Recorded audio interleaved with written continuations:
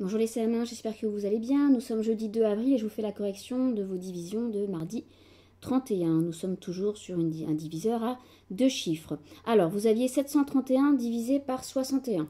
Alors, déjà, je regarde. Est-ce que 7, je vais pouvoir le diviser par 61? Non.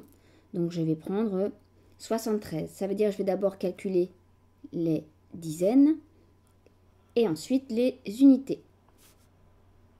Donc là, on vient de terminer nos prévisions au quotient. On aura deux chiffres au quotient.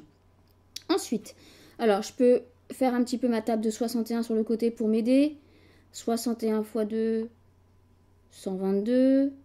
61 x 3, 183. Vous pouvez les poser bien évidemment pour les trouver. Je vais m'arrêter là pour l'instant. On verra si ça nous suffit ou pas. Alors, 61 fois combien pour se rapprocher de 73? Bah là, une seule fois. Donc, moins 61, 3 moins 1, 2 et 1. J'abaisse maintenant le 1 des unités, 121. Alors, 61 fois combien se rapproche de 121? 61 fois 2, ça va faire trop, c'est 122, donc je vais prendre simplement une fois 61. Donc, 1 moins 1, 0. 2 moins 6, je ne peux pas, donc 12 moins 6, 6 et 0.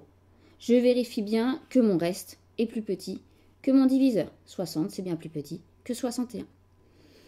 Ensuite, vous aviez 1385 divisé par 12. Donc pareil, on commence par faire nos prévisions au quotient. Donc, je ne peux pas diviser 1 par 12, mais je peux diviser 13 par 12, car 13, c'est plus grand que 12.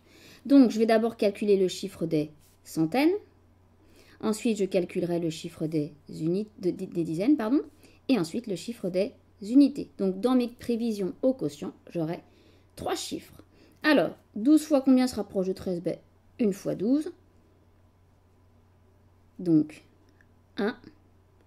J'abaisse le 8. Donc, il me reste 18. 12 fois combien pour se rapprocher de 18, oui, bah 1 fois encore. Donc, 1 fois 12, 12. Donc, 8 moins 2, 6. 1 moins 1, 0. Et maintenant, j'abaisse le 5 des unités, 65. Donc, 12 fois combien pour se rapprocher de 65? Donc là, je peux faire ma table de 12. 12 fois 3, je vais commencer à 12 fois 3 pour aller un petit peu plus loin. Ça va faire 36. 12 fois 4, ça fait 48. 12 fois 5, on l'avait déjà vu en plus, ce 12 fois 5 qui fait 60. Donc 12 fois 5, ça va être le plus proche. Donc je prends 5 moins 60 et il va me rester 5. Je vérifie que mon reste, 5, est bien plus petit que mon diviseur. Donc vous avez 115 dans votre quotient. Ensuite, 4767 divisé par 25. Alors 4, je ne peux pas le diviser par 25. 47, oui. Donc je prends le 47. Ça veut dire que je vais d'abord calculer le chiffre des centaines. Ensuite, j'aurai le chiffre des dizaines. Et ensuite, celui des unités. Donc pour mes prévisions au quotient, 3 chiffres au quotient. Alors, 25, je vais faire ma table. Je vais la commencer ici un petit peu. 25 fois 2, ça fait 50. Donc là, déjà, ça va faire trop. Donc je vais prendre 25 fois 1, moins 25. Donc 7 moins 5, 2. 4 moins 2, 2. Maintenant, j'abaisse le 6. Alors là, 25 fois combien se rapproche de 226? Donc je vais avancer un petit peu. Je vais me dire 25 fois 4, on le connaît celui-là, ça fait 100. Donc pour faire le double, parce que là je suis loin, 100, il faut que je trouve 226. Donc je vais me dire 25 fois 8, ça va faire le double forcément, parce que pour passer de 4 à 8, j'ai multiplié par 2, donc ça fera 200. Et je vais même faire 25 fois 9. À ce 200, je vais rajouter mes 25, ça va faire 225. Donc 225, c'est plus proche de 226. Donc je vais faire 25 fois 9, moins 225. Donc il va me rester 1. Et ensuite, j'abaisse le 7 des unités. Alors attention, là, je peux pas, mais c'est pas pour ça. Enfin, je peux pas. 17 est plus petit que 25, mais là, il faut bien que je mette quelque chose. Donc, là, le seul nombre par lequel je peux multiplier 25, c'est 0. Parce que n'importe quel nombre multiplié par 0, ça fait 0. Donc, moins 0, il me reste toujours mon 17. Et j'ai bien rempli mes 3 chiffres.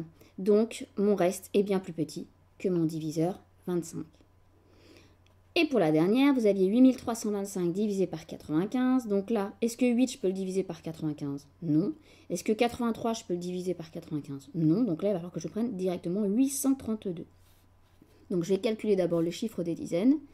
Et ensuite, il me restera à calculer le chiffre des unités. Alors là, je vais commencer ma table de 95. Donc 832, je suis assez loin. Si je commence par faire 95 x 2 ou 95 x 3, ça va être assez éloigné. Donc je vais commencer plus loin. Je vais directement chercher 95 x 7 par exemple. Donc là, vous pouvez le poser hein, bien évidemment. 95 x 7, ça fera 665. Je suis encore éloigné de 832. Hein. Donc je vais continuer. 95 x 8, ça va vous donner 855. Ah mais là, finalement... 95 x 8, si on regarde bien. 95 x 8, pardon, ça fait 760, je me suis trompée. 760. Et ensuite, on va continuer. 95 x 9, c'est lui qui fait 855. Alors, maintenant, je regarde un petit peu tout ça. Et qu'est-ce qui va pouvoir m'aider pour me rapprocher de 832? Eh bien, je vais prendre le 95 x 8. Hein, 760, ça va. Ça, c'est trop éloigné. Et puis ça, c'est trop grand. Donc, 95 x 8, moins donc 760. Alors, 2 moins 0, 2, 3 moins 6, je ne peux pas. Donc, 13 moins 6, ça fait 7. Et là, 0. Donc, maintenant, j'abaisse le 5 des unités. Et je regarde parmi ce que j'ai, ce que je vais pouvoir utiliser. Qu'est-ce qui va se rapprocher le plus de 725? Et bien là, cette fois, on va prendre 95 x 7. Parce que 760, c'est trop grand. Donc, 95 x 7, 665. Donc 5 moins 5, 0. 2 moins 6, je ne peux pas. Donc 12 moins 6, 6. Et mon 0. Et je vérifie que mon reste est bien plus petit que mon diviseur.